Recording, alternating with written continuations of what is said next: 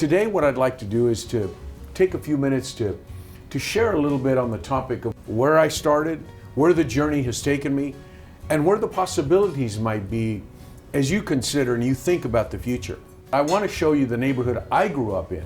My parents were migrant farm workers with no running water, no heating, no electricity, no air conditioning. Neither of my parents graduated from high school. But they had an idea, they had a concept.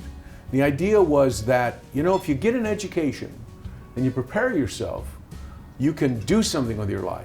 Because they didn't want us to repeat their cycle of life. With an ultimate goal to be the first generation of my entire family to graduate from college.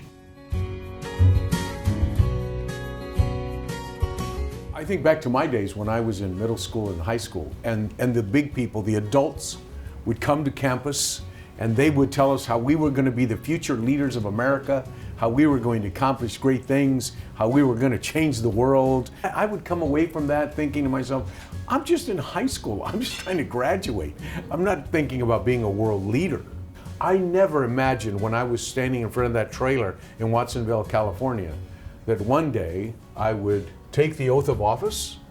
I was elected to be a county supervisor in Orange County, right here. I was the first person of color and the first Latino to be elected to this office in the history of Orange County. But you know what was the most important thing?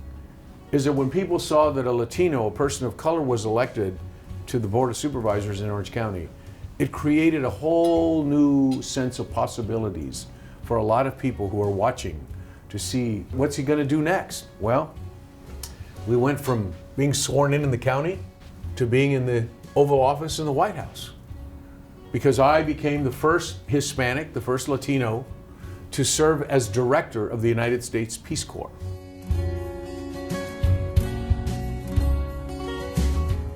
Someone said to me very early on, when I was just starting to come out of my shell a little bit, it's always resonated with me, especially in moments when things have not been so good.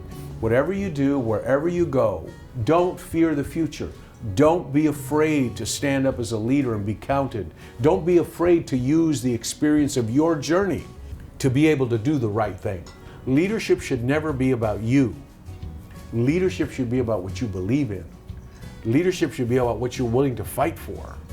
Leadership is about what you want to leave, if you will, as a legacy of your life and your journey to change the course of humanity.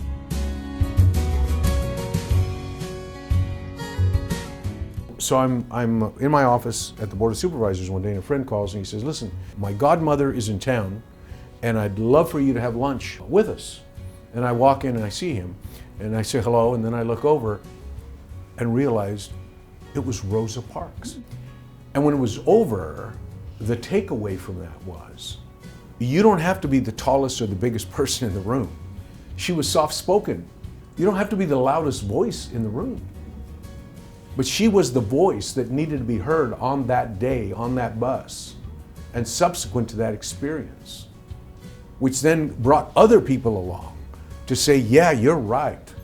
And that created the chorus of voices. The greatest success is when you are a voice and then you create other voices, because then you create the chorus of voices. And that's what makes the difference. One of the tests of great leadership is not so much how much you accomplish, but it's how many people you bring along with you in the course of accomplishment. In other words, how many people do you inspire? How many people do you motivate?